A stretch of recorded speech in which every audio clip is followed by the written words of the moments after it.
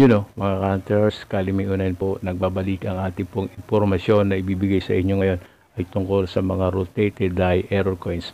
Marami kasi nagsasabi na ang RDE daw ay common lang at yung iba naman para sa iba ay mahirap hanapin, no? At ganun pa man, ito talaga ay legit error coins, no? Hindi kayang pikein itong mga rotated die error coins na ito dahil mahalata, di ba? Ngayon, para mas maging mahalaga or valuable itong mga RDE, subukan po natin mag-collect. No? Unahin natin sa piso, 5 piso, 10 piso, at 20 pesos. No?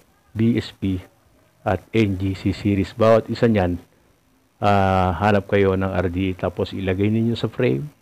No? Iset, kumbaga RDE sets.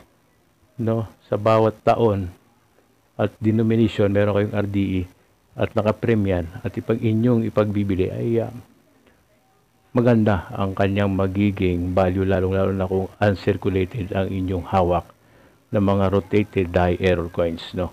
At kung gusto niyo pang bigyan ng mas karagdagang effort, subukan natin maghanap ng RDE kung sa piso lang bawat taon, diba?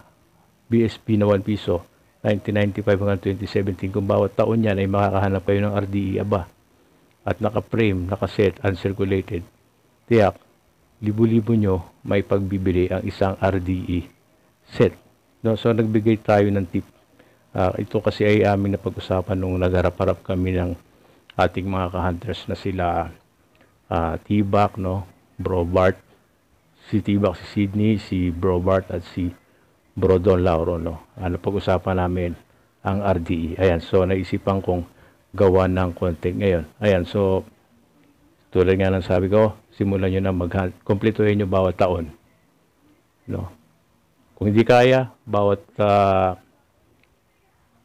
denomination, no? 1 piso, 5 piso, 10 piso at 20 piso. Piliin niyo yung mga uncirculated. Kung hindi talagang kaya na uncirculated, at least mga almost uncirculated, tapos i-frame ninyo, no? Ilagay ninyo RDE set at ilagay ninyo yung kanyang pwede naman kayong gumawa ng sarili ninyong layout, tapos ipagawa na ninyo. At kapag okay na yan, yun yung gusto nyo ipagbili, tiyak, libo nyo na maipagbibili ang mga rotated die error coins. No, mga hunters, kaya nga tayo ay nag-e-effort na sa ganun ay magkaroon ng konting kinabangan sa ating libangan. Okay, yan ating tip. Huwag kalilimutan mag-join sa ating membership na sa ganun makapasok sa ating mga group chat at sa ating Facebook page, mag-follow and subscribe din sa ating YouTube, syempre, no? So, hanggang dito na lang ang ating impormasyon. God bless po sa inyo na. Bye-bye.